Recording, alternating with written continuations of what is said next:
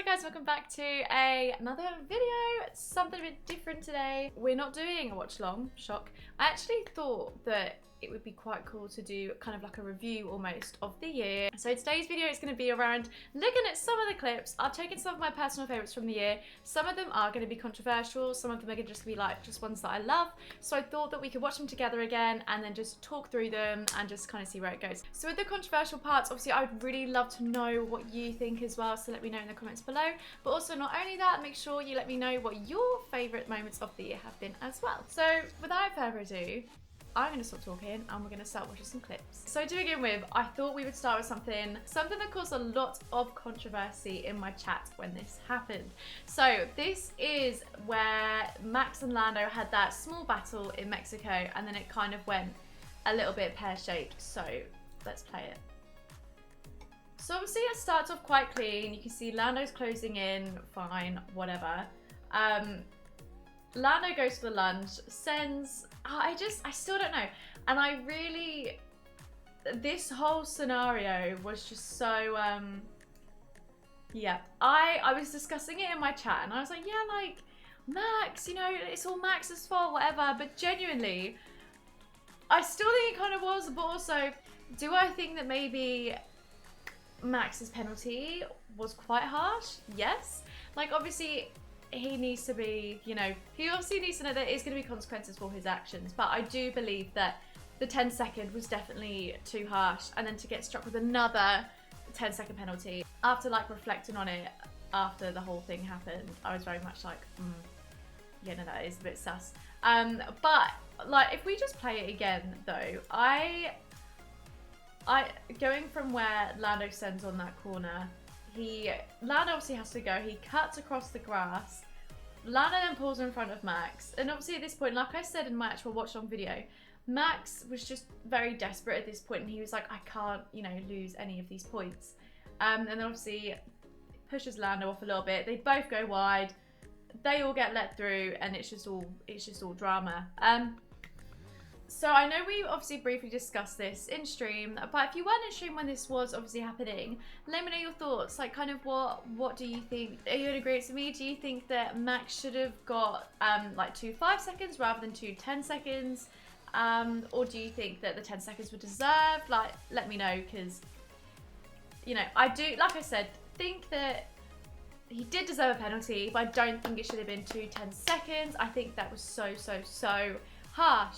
So up second, we have where Albon did 2 overtakes in Canada. And this, for me, I wanted to include this because I personally miss parts of where we would see Alex up at the front of the grid. And I was like, this is like old Alex when he was with Red Bull.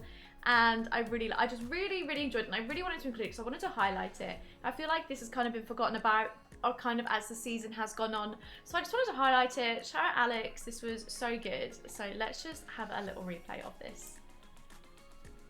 So yeah, he just sends it. Like, wedges himself between the 2 cars and then on the exit, just absolutely floors it. I love that from Alex. I think that was so good. And like I said, just wanted to highlight that. Little one for Alex. Shout out Alex Albon. That was a very good move. So I have a few to mention in this part. So up third, I'm going to call this bit the little, like, the wins of the season almost. So these are the wins of the season that have actually stood out to me. So up first, we have Charles Leclerc winning his home race in Monaco. This, I think, for everybody was just such, I think everybody felt the emotion through the screen. I think we all saw how much this actually did mean to Leclerc. And I'm just so glad that he got it. I'm so happy for him. And if you were watching the watch along, you can see, you know, everybody was just rooting for Leclerc that day, and I think it was just great. So up second in this category, we have obviously Lando's first win in Miami. Oh my god, I remember this so vividly, and I think that's one that I'm probably never going to forget. It was just such an amazing moment to see his first win. I think everybody was like literally on the edge of their seats, like, oh my god, the fact they sent the safety car out after he'd gone past. Because they were like, oh, Verstappen's not here yet. I think everybody at this point was just so used to like Verstappen leading. So obviously when Lando went past, they were like, well, that's not Max, we're not going to send it out. But no, I am so happy. We finally got Lando's first win this year, and it's just That was a very good moment of the season for me. And then third, so Lewis, oh my god, it makes me so, I don't want to think about it. Lewis's last win at Silverstone with Mercedes. I was actually at this Grand Prix in the flesh. This is my first race I've actually seen. I've been to qualifying before, but I've never been able to go to an actual Grand Prix, so this was such a huge day for me. But then not only being able to see my first Grand Prix, I got to see Lewis win it with Mercedes, and I think that was just such a, for me it was a bit of like a bittersweet moment. I'm so happy for Lewis obviously being able to secure that win. It just kind of hit home that this is going to be Lewis's last ever home race win with Mercedes, who he's obviously been with for 13 years. So it's definitely like a very bittersweet, like so happy, but also I was like, oh my god, it's almost like an end of an era. And I kind of said this before in my streams, but like Lewis and Alonso for me, I just don't ever want them to leave. Like they were there when I first started watching F1. I've watched them over the years, you know, through all their wins, and I've just seen them grow and just become such amazing drivers. And the day that Lewis retires and Alonso retires, I will need a week off, because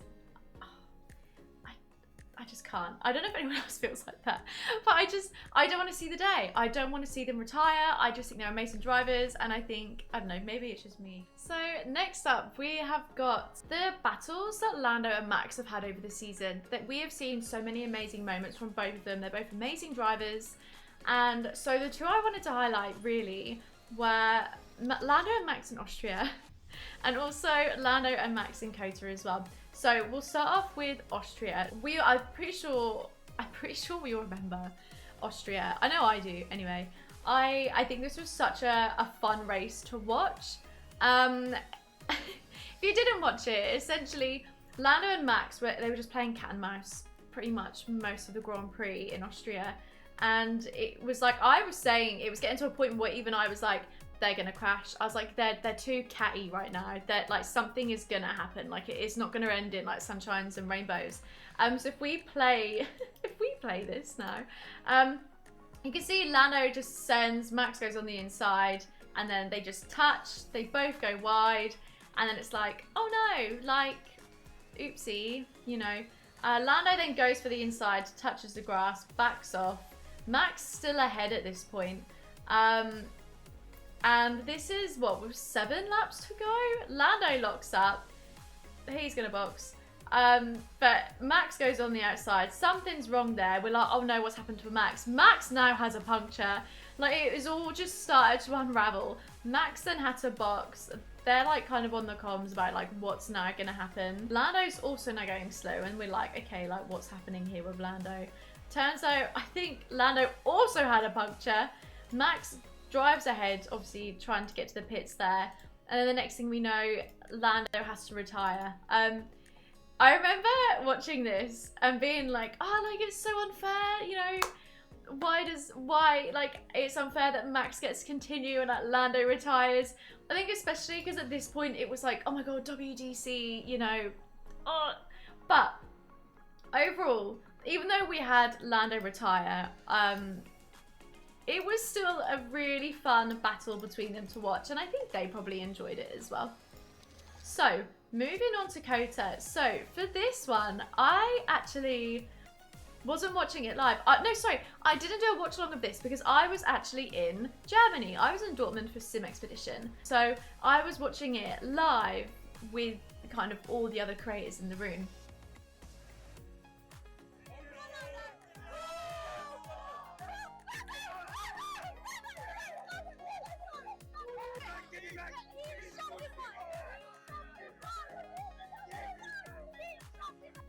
So I didn't actually get a video from this one. So if we go to this now. So this whole battle between Max and Lando, again, sparked controversy between Lando and Max fans kind of everywhere, if I'm honest. Obviously they're pushing each other quite a bit here, and Lando just sends it. Max also sends it. Oh my god, like, I'm just almost in shock just rewatching the whole thing. So on this second clip again, just sends it, and it's like, Max pushed him wide. you know, I and it's at this point it's like Lando didn't give it back, and this is obviously where that penalty then came into play. But upon reflection, I was guilty. I was in person watching it, like Max pushed him wide, you know. Okay, he maybe did like slightly. Next up with the talks of WDC, I feel like this might have been the moment where the turn for WDC happened. Obviously, we know Lando was catching Max up until this point. So we're going back to the Hungarian Grand Prix where Lando was given the orders to hand back the position to Oscar. Again, I know this is a very controversial moment when it happened. And I think it put fans, but also it just put fans and Lando and Oscar in such an awkward position because it was like, you know, who do we side with? I at the time was obviously like, it's the team, you know, they've given the wrong orders, let them out. Lando's ahead. Why should Lando give the place back when he's literally in fight for WDC? Although Oscar did lead the whole race, he did such a beautiful job. And it's kind of like with Lando, it was like he's in the fight for WDC. He at this point, he needed every single point he could get in order to catch up with Max Verstappen. Yeah, they were like, no, hand the place back. And they were giving him the whole think of every Monday morning meeting, no, every Sunday morning meeting, you need Oscar, you need the team, which, you know, is true. But if we just like watch it again, you know, just this whole, I hated this part of the race. I think Lando did the right thing to give him the place back with, if you come in at it from a point of view where you're talking about you want to be a team player, he's going to need Oscar. And, you know, since then we have seen Oscar has helped, you know, so it's not a case of like, oh, Lando did this for Oscar and, you know, it got disregarded. It didn't. Oscar has been such a crucial part for helping Lando get points, for example, obviously giving him the sprint win just recently. So I know this is very controversial. Would love to hear your thoughts on this one and kind of McLaren strats. Or I think McLaren need to sort it out. But also, yeah, let me know your thoughts on this one. I personally think this is where the chance of WDC just absolutely shifted, and I think that this part really played a crucial role in those extra few points. And I know a few of you are going to be like, no, it's just Lando's bottle jobs. No, behave yourselves. No, it is not. Okay, so among some, sorry, I've just seen the beginning of the clip and it just made me start laughing as soon as I hit record. But so alongside wanting to do some obviously controversial talk, I love to have discussions around this. I love to hear everybody's opinions. So I think it's always good to talk about controversial topics within, you know, F1 and like who done what wrong. So I thought we'd spice it up a little bit, include some funny bits. So this is one that I have pulled. We're going back to Monaco again. This is where Ocon and Gasly had that contact and like kind of just after the Monaco hairpin. So if we play it, like Ocon literally catches air. He springs off of Gasly. Look, if we play again, just launches. And I remember listening to this at the time and Gasly was just like, what is he doing? You know, and I just think this is just such an iconic moment from Ocon where I'm just like, Ocon. But I can't even explain what he was doing. I have no clue. So if you know what Ocon was doing, please let me know. The second kind of in the funny side of things, we have the Stroll being beached in the Brazilian Grand Prix. So I just think this just sums up Stroll. I think Stroll has had many moments this year so far where we're just like, oh, like, Stroll, what are you doing? You know, like, come on, like, stop. But this just put the icing on the cake for me. You just see, like, he absolutely just spins out, and then not only does he spin out, he then heads for the gravel. And it's like, why? Stroll, why would you be like, I see that gravel, I'm gonna try through, like, why would you try and drive through that? I don't understand. Stroll, I'm so sorry. I know you're a lovely person, probably IRL, I don't know you personally, but I'm sure you are. I would love to understand the thought process here of just seeing the gravel and being like, I'm going to go through the gravel now. And then, oh my God, especially after they've just spent all morning refixing his car for him to then just be like, I'm going to go through the gravel now. See you later on the formation lap. Stop it. Like, I can't. I can't. So this one I just thought was, it's nothing big. It's nothing big. It's the camera spin when Lewis was doing his pit stop. Like, sorry, the camera work here was just iconic. And I know some people are like, he needs a raise. I agree. They need a raise. The camera work, stunning. Like, I loved it. I had a bit of a headache after, but definitely was worth it. So I want to take it back to Brazil. I know I've only just been there, so we're going to go back to Brazil just for a hot sec. Obviously, Max won this. This was just such a phenomenal drive from Max. Starting from P17 to winning. Really think this is kind of like a Michael Schumacher moment, if I'm honest. Max Verstappen is the Michael Schumacher of our generation, and you cannot tell me otherwise.